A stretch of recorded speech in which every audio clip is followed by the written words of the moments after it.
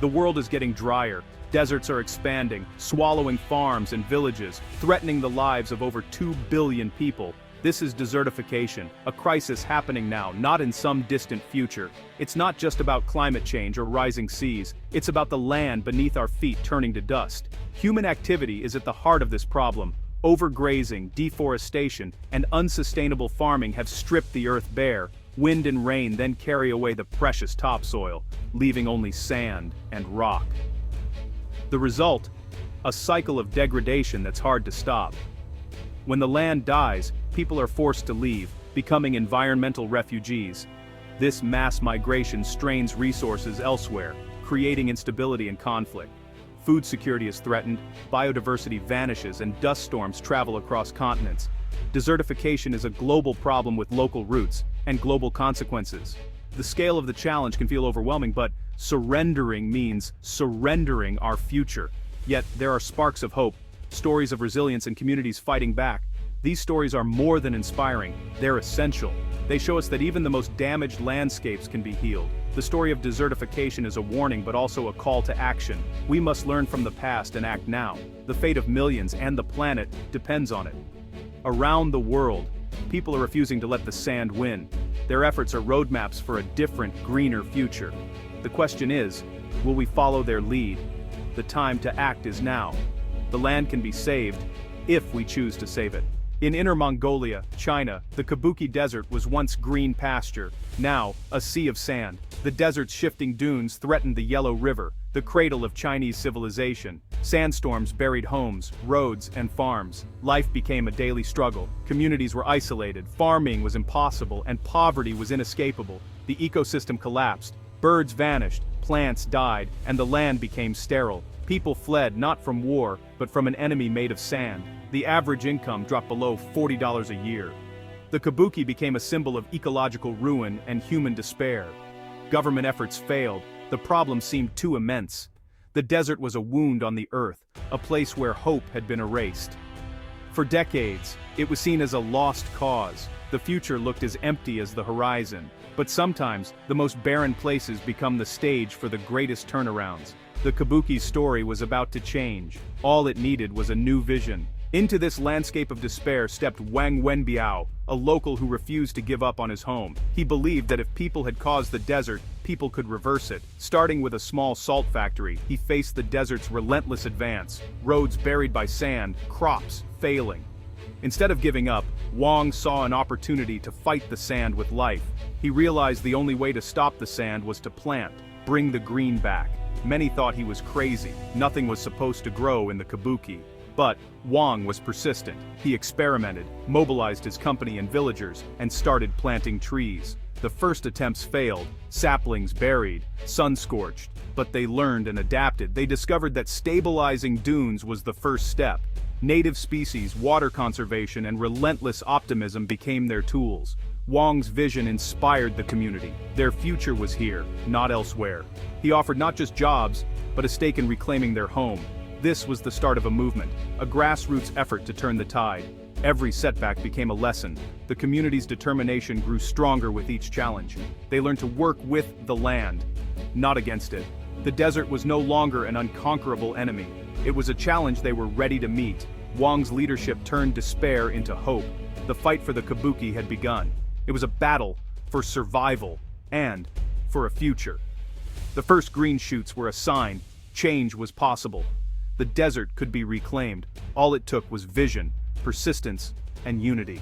The battle for the Kabuki was fought with nature's own tools. The breakthrough, using high-pressure water jets to plant saplings deep in the sand, giving roots a chance to reach moisture. Teams could plant thousands of saplings a day, fast, efficient, and effective.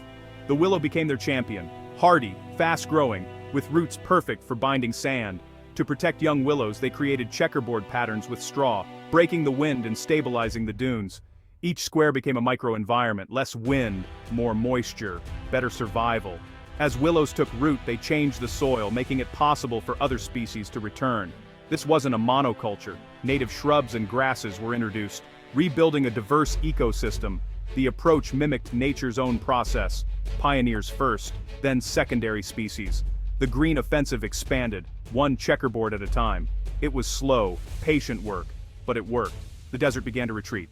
Life returned, step by step. The team wasn't just planting trees, they were reviving an entire ecosystem. Nature, once unleashed, became their greatest ally. The Kabuki was coming back to life.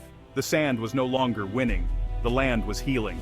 Restoration wasn't just about trees. It was about building a sustainable system. The team needed plants that could survive and provide income. Enter licorice, a valuable medicinal herb with deep roots, perfect for stabilizing soil. Intercropping licorice with willows created a symbiotic relationship, each plant helping the other thrive. After a few years, licorice could be harvested, giving farmers a new source of income. The project became profitable, not just ecological. Then came another innovation: solar farms. The desert's relentless sun became an asset, powering homes and creating new microclimates under the panels. Shade from the panels allowed for more delicate crops to grow. Rainwater was collected and channeled to the plants below. This synergy, energy, and agriculture was revolutionary. The desert's greatest challenge became its greatest resource. Every problem was turned into a solution. The Kabuki was now a model of integrated, holistic thinking. The greening of the Kabuki sparked an economic transformation. Eco-agriculture, licorice, and solar energy created a resilient local economy. The Elian Group invested billions, building factories, processing plants, and solar farms. Tens of thousands of jobs were created: planting, harvesting, maintaining, and processing. Income soared, poverty faded, and people returned to their homeland. New schools, hospitals, and infrastructure followed. Tourism flourished as visitors came to see the green desert. Guest houses, restaurants, and craft shops sprang up. The community's pride and identity were restored. People became agents of change, not victims of their environment. The desert's bounty was economic, social, and spiritual. Dignity and hope returned to the people. The Kabuki was no longer a place to escape, it was a place to thrive. The Kabuki story is a beacon of hope for the world. It's a proven, scalable model for reversing desertification and fighting climate change. The secret: integrate ecological restoration with economic incentives. Find plants that heal the land and provide livelihoods, like willow and licorice in Kabuki, or acacia and shea elsewhere. Add renewable energy like solar farms to power both agriculture and communities. The United Nations has recognized the Kabuki model as a pioneering solution. Experts from around the world come to learn from its success. The model is built on decades of hard work and real results. If applied globally, it could sequester carbon, restore biodiversity, and lift millions from poverty. It could reduce conflict and environmental migration. The Kabuki challenges us to think bigger. The solutions to our greatest challenges are within reach. All we need is the vision and the will to act. The transformation of the Kabuki Desert is a testament to the power of community and vision. It began with one person, but was realized by thousands: farmers, herders, workers, and families. Their hands healed the earth, proving change grows from the ground up. The true magic was in working with nature, not against it. Native plants, symbiotic relationships, and sunlight were harnessed for regeneration. The Kabuki story is a vital source of hope in an age of climate anxiety. It proves degraded landscapes can be restored, and that humanity can be a force for renewal. The green hills of Kabuki are a living argument against despair. The idea has spread. Our future doesn't have to be a drier, poorer version of today. We have the tools, the knowledge, and the power to build a different world. The choice is ours. The power is in our hands.